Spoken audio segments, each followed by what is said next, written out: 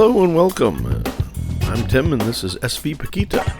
Come along as I stumble through trying to make a transition from being a lifelong professional mariner to switching over to the recreational side, learning how to sail and hopefully one day getting ready to sail around the world. Right now, we're in the Caribbean, getting ready to come back to New England pretty soon, so strap in, come aboard, and hope you like what we have to show you here. Thanks so much for watching.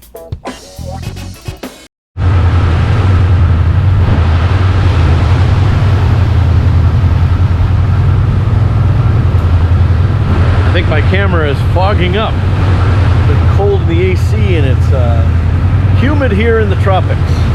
Anyway, welcome. As you can see, I'm not on Paquita. Come in the wheelhouse. It might be a little bit better here.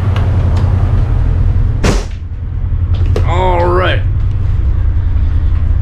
Anyway, so welcome to my office. As you can see, I'm not at Paquita. It's the Sunday before crew change, and I've been away from Paquita for 9 weeks.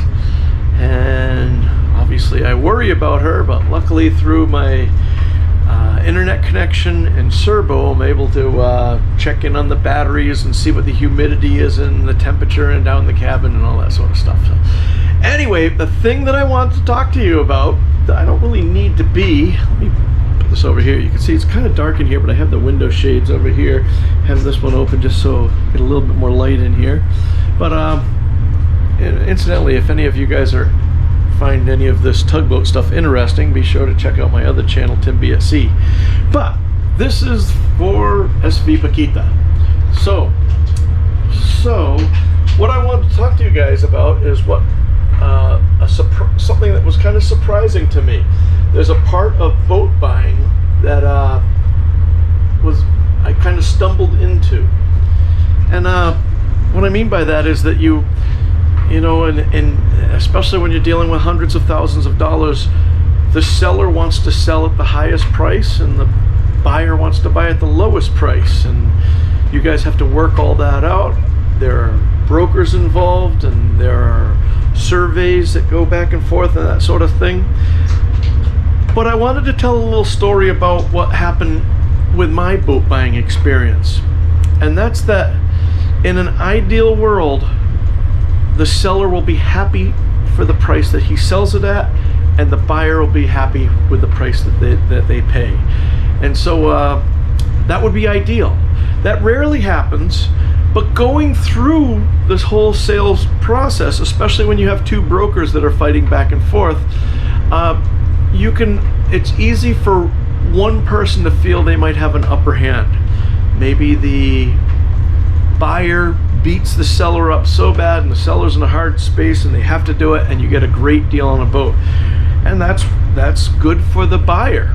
Maybe it goes the other way around. The seller knows what they have and knows what the market's at, and they can hold out for whatever it is. That's fine. But in my particular case, something that I had really kind of working for me and my benefit was that I think both myself and the seller had a really good idea of what the value of this particular of Paquita was. And so because we knew what the value of the boat was at that time, come around here so you don't have to keep looking at the same thing all the time, it was much easier to work with. Of course, he could have beat me up, I could have beat him up. We moved ahead in good faith, and it's been over 2 years now, and I can tell you that having a good rapport with the person you're buying this with can really help out down the road. So let me give you an example of what I mean. If that equation is uneven, it's best to cut and run. If you stole a boat from somebody, that person probably never wants to hear from you again. Or if that person sold you something way too expensive and they knew it wasn't very good, they probably don't want to hear back from you either. So whatever it is. In my particular case, let me just switch gears here for a second. The boat I was buying, Paquita, had something called an auto prop. And there's a bunch of different feathering or collapsing propellers that you can use other than the stock propeller, so that when you're in sailing mode, there's less resistance and you can gain a little bit more speed. But when you need the power and you start the engine, then it deploys and you can do that sort of stuff. And there's a bunch of different companies in different ways, and some people like this one, some people like that one. One of the things I liked about autoprop was that it didn't collapse, and therefore you could still use you could get reverse out of it, and a lot of the collapsing ones have trouble with that. However, I had done some research before I bought the boat about autoprop, and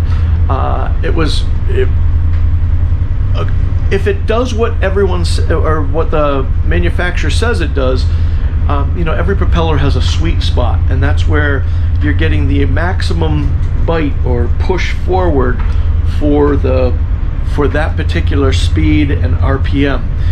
Unfortunately, a propeller isn't designed to go at one speed. You have to start slow and then you go fast, and so a fixed propeller will only hit that sweet spot. Who knows what it is? It depends on the weight of your boat and how fast, the reduction gear, how fast the propeller is turning and all that sort of stuff. But an autoprop is supposed to be able to feather, and it feathers back and forth, and it's supposed to be in that sweet spot for a large portion of the RPM range. You're wondering where I'm going with this, but just bear with me for a second. So if that is how an autoprop works, that sounds phenomenal to me. Well, the boat said that it had come with an autoprop, and sure enough it did. And I got it, ran the boat for about 6 months. During the boat buying thing, it was also listed that they had the original prop as a spare. Well, when we were doing the handover of the boat, I couldn't find that original prop anywhere, and I kept telling the owner, I don't find it. Anyway, look, it didn't really matter at that point. I was taking the boat whether it had whether it had the original prop or not. So away we go, and during this time, a bunch of YouTubers that I had watched that had autoprops had huge problems with it. I don't know if any of you follow the O'Kellys. The O'Kellys had catamarans, and they put these autoprops are like $5,000 or $6,000 a piece. They had problems with 2 of them. They tried to repair them themselves. They sent them away to England to get them repaired. The people felt so bad they gave them new ones. They had problems with them. Sailing Nanji was over in like Indonesia. They had problems with theirs over and over and over again. But then there are also stories like SV Delos. Delos has an autoprop too, and they've never had a problem with theirs. Now, obviously, maintenance has to do with that, but all the channels I mentioned are people that are diligent about maintenance and do all that sort of stuff. So I started thinking to myself, if my end goal is to be in faraway places, it would really suck to have this really complex, technically advanced propeller and have it break or have something go wrong. Like I say, I don't think that whether it be the O'Kellys or Sailing Nanji, I don't think any of them ever did anything wrong. They never grounded, they never hit a log or anything like that. And all those things could happen to me as well. So I was kind of bummed out about it, but it was what it was. We sold the boat as is, all that sort of stuff. And I had kept in touch with the original owner. We didn't talk that much. He knows about this channel, and in talking with him recently, he said something interesting. He says, I've watched a couple of your videos, but I feel like I'm watching another man with my ex-wife. I thought that was pretty funny. But anyway, because we had a rapport, and because I didn't beat him up, I was able to call him and say, hey, I found this switch. Do you know what the switch does? I turn it on and off. I don't know what it does. And he would tell me this. I'd say, you know what? I can't get this to work. Do you know this? And believe me, when you get a boat like Paquita anyway, or probably anything like it, there are hundreds of systems. And I don't think of myself as a newbie. I've been on the water for a long time, and but every boat is set up differently. And when you have work done, there are different procedures to do things and all this stuff. So it was nice to be able to talk to the guy all the time. Well, about a year in, maybe it could have been as much as 6 months in, but I really think it was a year in. No, you know what? It was just under a year. I had brought the boat down to Puerto Rico already, and I was keeping the boat in Puerto Rico. And I got an email from the original owner, and he had said that while cleaning out his garage, he had found this propeller. This is a huge propeller. I don't mean huge compared to a tugboat, but for a recreational sailboat, I mean, it's a good sized propeller. It's probably and it's 3-bladed, and it comes with a big nut, and he had the propeller and the nut, and it was in perfect shape and all that. And he asked me for an address, and he mailed it all the way down to Puerto Rico. I asked him if I could pay for the shipping, and he wouldn't accept anything like that. And remember, this propeller has a lot of value, not just to me, but there are other people out there he could easily have sold this thing to. He could have thrown it out. But because we didn't go through a painful process, the buying and the handover was a wonderful experience for me, as I think it was for him as well. The only thing that was painful for him was that he really didn't want to give up the boat, but he knew that his life was going in another direction, and so he had to do that. But so he was a little sad that he was losing Paquita, but he did what he had to do. Anyway, so what I'm saying is that if you're going out there to buy a boat, and you're talking of hundreds of thousands of dollars, of course we want to beat up the seller, and the seller wants to get as much as they can get. You have that right. But remember, you aren't dealing, if you bought a boat brand new and you beat up the original manufacturer, which good luck with that. I don't know how, well, whatever. I'm never going to be able to buy a new boat.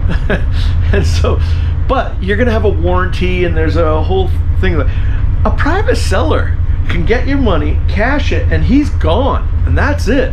And remember, you won't find all the idiosyncrasies, the little things, that noise that you hear. Why is there this over here and not that over there? They don't have to tell you any of that, and you won't find that in a survey or even in your first. That's going to come. Those things will come out the more miles you get under your keel.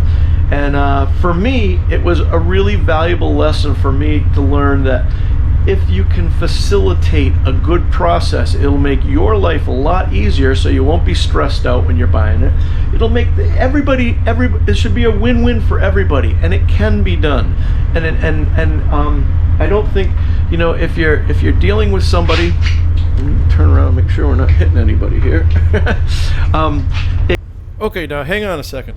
You guys might have noticed that I've traveled about a mile since I've been talking with my back to the windows. But what I didn't tell you in the beginning is that my mate is talking to his fiance up in the upper house. So he's keeping an eye on everything for me. I talked to him before I started making this video and said, look, keep an eye on anything. If you see anything, let me know. And that's where we're at. So not a dereliction of duty. It can be done, and if you aren't dealing with a shyster, remember, if the shyster is trying to get more money than the boat is worth, or the boat has problems, you probably don't want to be giving them a couple $100,000. So this should be a good thing. Whatever you're buying is worth this much, and if you know it's worth that, don't try to get it. You know, don't try to say, well, you know what, I'm going to buy a $300,000 boat, but I think I can beat them up for $20,000. And you might be able to, but it might end up costing you a lot more in the long run. That's all I'm saying. Anyway, in about 4 days from now, yeah, that's right. Sunday, Monday, Tuesday, Wednesday. 3 days from now, Crysalita will be flying down to Florida. I'll be flying to Florida and meeting her, and we'll be getting the boat ready and headed up north, and I should have some real, hopefully, sailing content for you. But this was just something I wanted to share with you that I think is I don't hear people talking about this, and this has been paying me dividends for a long time. I had a really good seller, and I had a great broker. Yeah, I'm headed to the engine room and do some work. Probably be about 30 minutes. Roger that. I'll wag the engines if I need you. Copy. Incidentally, that's my engineer. He's telling me that he's going to be in the engine room, so he won't be able to hear much going on. That's a good trick for you guys too. If you guys are splitting watches and you need help out on deck, you should, well, you do what you want, but we usually have it if we're running with the engine. If you hear the engine go slow and then fast, you should get up again. We call that wagging the engine. And if I need my engineer, I'll move the throttles back and forth, and he'll know that something's up, and he'll come up and ask me. But anyway, that's that. Thank you for watching. I hope to have more sailing for you pretty soon as we try to do 1,300 miles in 10 days, and the first 800 miles be just me and Chrysalida until we pick up Runa. All right, you guys take care, be safe, and I'll see you on the one.